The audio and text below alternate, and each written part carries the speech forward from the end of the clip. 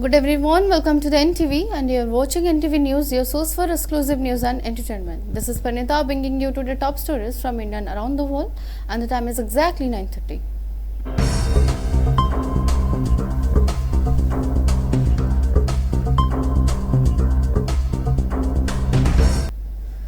Today, Iran granted safe passes to Indian flag vessels through the Strait of Hormuz.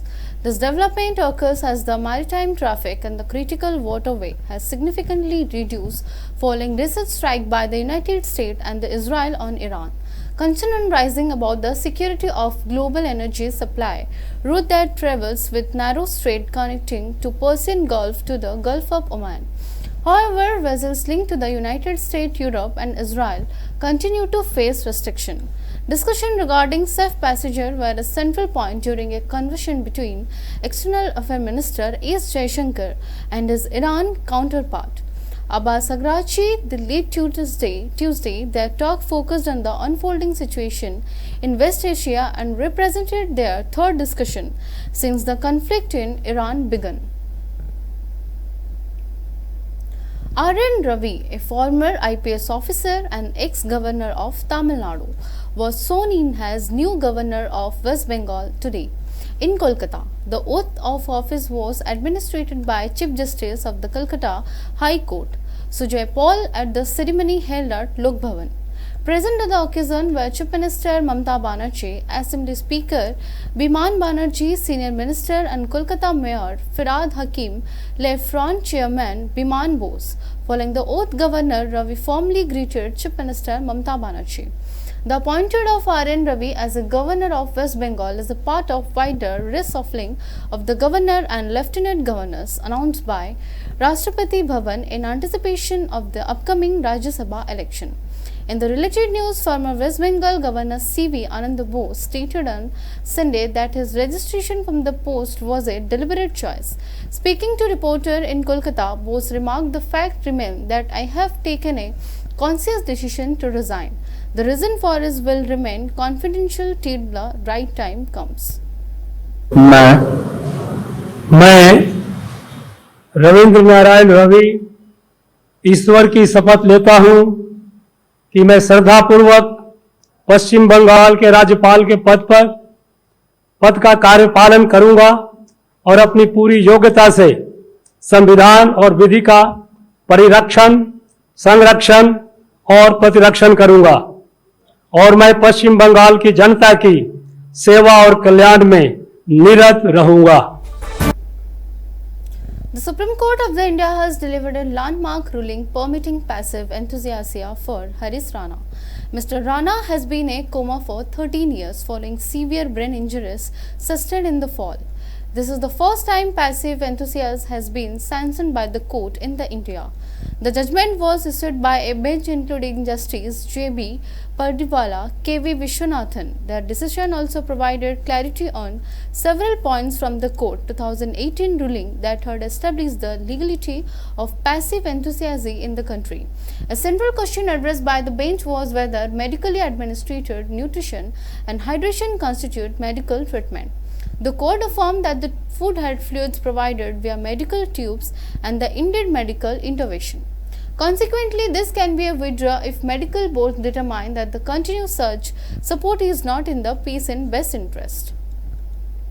Emotionally बहुत tough है क्योंकि अपने ही बच्चे को अपनी आंखों के सामने मरता हुआ देखना किसी भी पेरेंट के लिए अच्छा नहीं होता, लेकिन वो 13 साल से यही होता देख रहे थे। इसी वजह से सुप्रीम कोर्ट आए थे और सुप्रीम कोर्ट ने आज आर्टिकल 21 के मातहत राइट टू डाई का राइट हरीश राणा को दे दिया गया है। अगले एक हफ्ते के बीच में एम्स में पहुंच जाएगा हरीश राणा और वहाँ उसकी सारी जो ट्यूब्स वगैरह सब रिमूव कर दी जाएंगी और जैसे वो ट्यूब रिमूव होगी नेचुरल स्टेट में होगा, नेचुरल जैसे भी उसकी डेथ हो सकती होगी होगा, तो मतलब अब कोई छेड़खानी नहीं होगी, सब कुछ नेचुरल होगा। 2018 में दिया था, वो क्या फैसला था उसके बारे में? कॉमन कोज में गाइडलाइन बनाई गई थी कि अगर पैलेटिव स्टेट में है, कोई 100% नॉन मूवमेंट में है, तो उसको कैसे ट्रीट किया जा सकता है, कैसे उसके साथ बिहेव किया जाएगा, क्या डायरेक्शंस थे, वो गाइडलाइन दी गई थी। यानी कि एक्टिव यूथेनेशिया नहीं था, पैसिव यूथेनेशिया। तब भी पैसिव ही था, पूरी दुनिया में भी एक्टिव बहुत ज्यादा पॉपुलर नहीं है, पैसिव ही है और वो भी बहुत थोड़ा सा।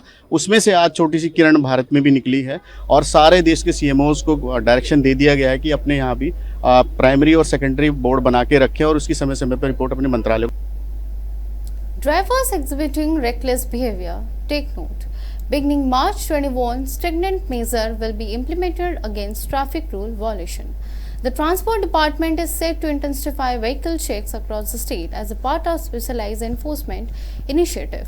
Following directive from Transport Minister Vibhuti Bhushan Jina, the State Transport Authority Odisha has instructed all regional transport officers and the additional RTO to conduct rigorous enforcement operation. In collaboration with law enforcement, the special drive scheduled from March 21 to March 31st aims to bolster adherence to road safety regulation and to foster public awareness throughout the state. Enforcement team will concentrate their efforts on critical area including accident-prone zones, national and state highway, mining and industrial corridors, major urban and rural thoroughfares, significant intersections, market district and the bus stand. Let's take a break. We will be back soon.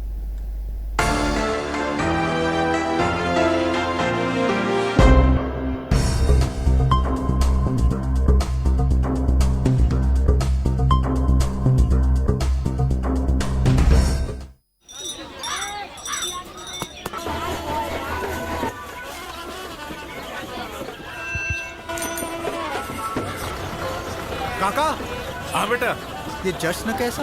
आज इस गांव को 4 चांद लग गए हैं। कैसे? ये सब कृष्णा का कमाल है। अब हम पूरी दुनिया से जुड़ गए हैं इंटरनेट के जरिए। सच? वो देखो, कॉमन सर्विस सेंटर? बिल्कुल, डिजिटल इंडिया के तहत अब शहर के चक्कर काटे बिना रोजमर्रा के छोटे बड़े काम गांव-गांव से हो सकते हैं। ये देखो, ढेर सारी सुविधाओं के जरिए, जैसे कि बैंक अकाउंट खोलकर पैसों का लेन देन करना, ऑनलाइन रेलवे टिकट बुक कराना, आधार कार्ड या पासपोर्ट बनवाना, पैन कार्ड की अर्जी भरना, जमीन के कागजात या जन्म और मृत्यु प्रमाण पत्र बनवाना। और प्रधानमंत्री डीजी साक्षरता योजना के अंतर्गत सीएससी अधिकारी को प्रशिक्षण देकर दूसरों को पढ़ाने के लिए तैयार करते हैं। एक और खुद का सेंटर चलाने का अवसर मिला और दूसरी ओर लोगों को रोजगार। लेकिन इस सेंटर को चलाता कौन है? कृष्णा। अरे भाई, ये कृष्णा कौन है? गांव की प्रगति का श्रेय जाता है हमारी प्यारी बिटिया कृष्णा को।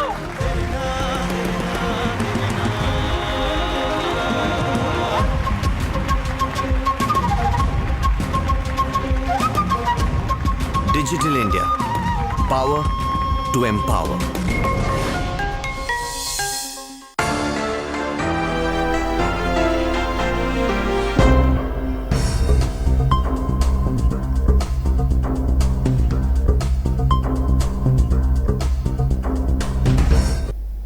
Welcome once again.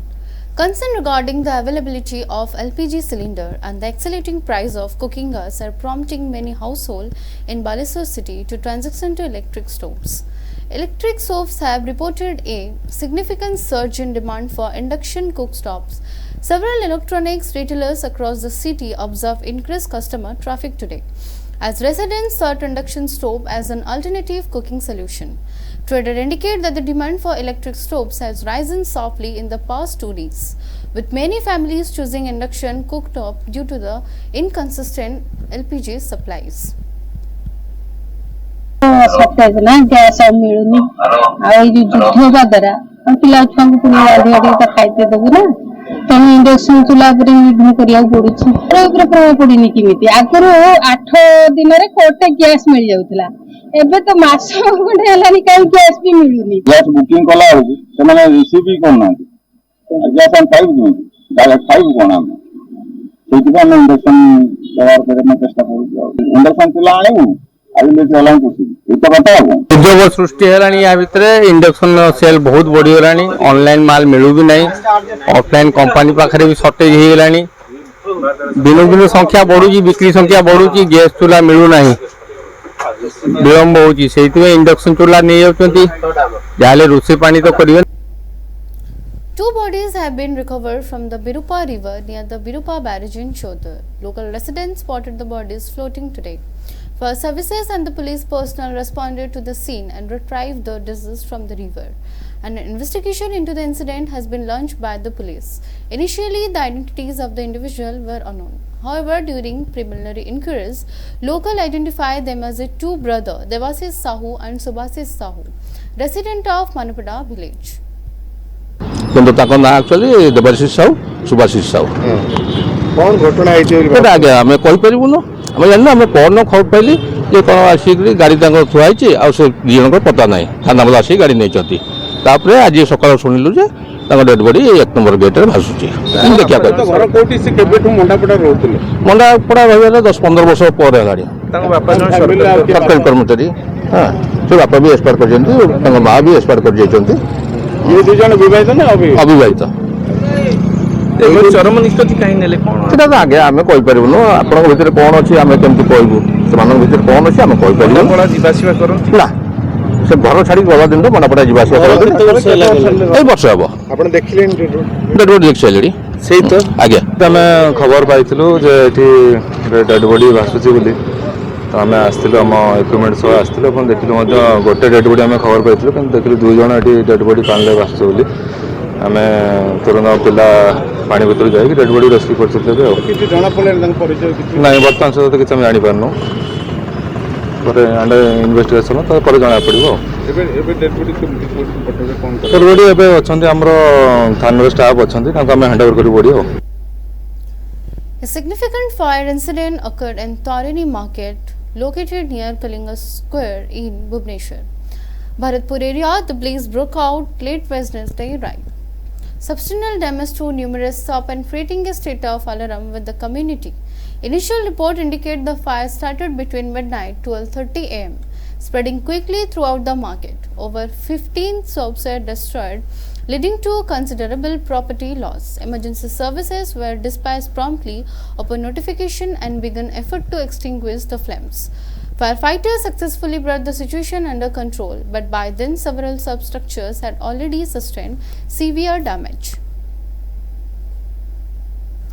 Mona Lisa, who gained widespread recognition online as the Mahakumbh Mela viral girl, first achieved prominence during the Prayagraj Mahakumbh. Videos documenting her selling Rudraksh beads with her family circulated extensively across social media platforms. This clip showing Mona Lisa engaging with pilgrims and customers rapidly gained traction online, propelling her overnight internet fame. This unexpected celebrity status subsequently opened avenues for her in entertainment industry, attracting significant attention from both social media and audiences, established media organization. Hindu धर्म में है, मैं मुस्लिम धर्म में आज भी हूँ। ऐसा कुछ नहीं है, हमने दोनों में से किसी ने, मैं भी एक्टर हूँ, छोटा छोटा काम करता हूँ सिनेमा में। अभी मलयालम में भी करता हूँ, हिंदी में तमिल में भी थोड़ा थोड़ा काम करता हूँ। मलयालम में अभी एक नया फिल्म आने वाला है, जोशवा सर डायरेक्टर है उसके, वो अभी एक चालू होने वाला है एक फिल्म जी। और सर ऐसा नहीं है, मैंने हिंदू रीति रिवाज से शादी की है। मोनालिसा हिंदू है, मैंने उसकी खुशी, जो जैसे मोनालिसा बोलेगी मैं उसी तरीके से किया, क्योंकि मैं उसकी खुशी चाहता हूँ, उससे प्यार करता हूँ। तो ऐसा कुछ नहीं है, प्यार में ऐसा कुछ नहीं होता कि कन्वर्ट करना ही जरूरी है कि मैं हिंदू बन जाऊं या मुसलमान बन जाए, ऐसा कुछ नहीं है। सब धर्म बराबर है। मैं उत्तर प्रदेश से हूँ जी, यूपी में उत्तर प्रदेश से ही है, डिस्ट्रिक्ट, हाँ बागपत डिस्ट्रिक्ट से, बागपत डिस्ट्रिक्ट से। हाँ एज ग्रुप, एज मैं आपको दिखा देता हूँ। देखो ये मोनालिसा का आधार कार्ड है, इसमें आप एज देख सकते हो 1/1/2000। एक मिनट, 1 ओके, नहीं मोनालिसा भोसले, पहले से मेरा नाम है मोनालिसा भोसले। और ये सब पुलिस, यहाँ की सरकार ने बहुत मदद की, उनका भी बहुत बहुत धन्यवाद। Let's take a break. We will be back soon.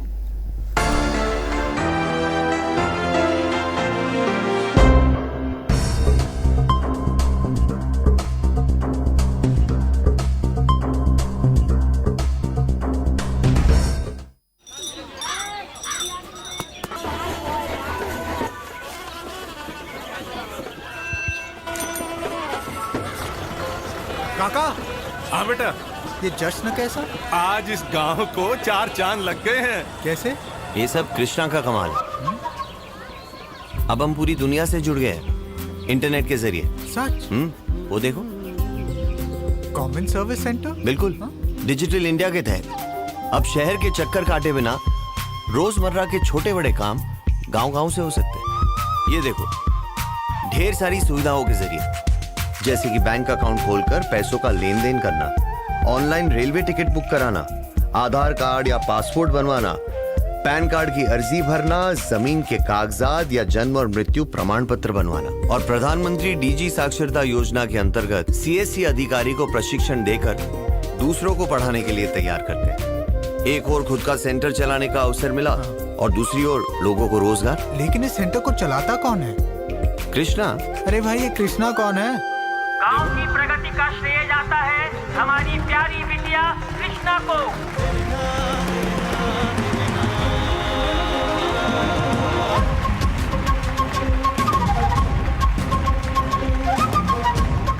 Digital India, power to empower.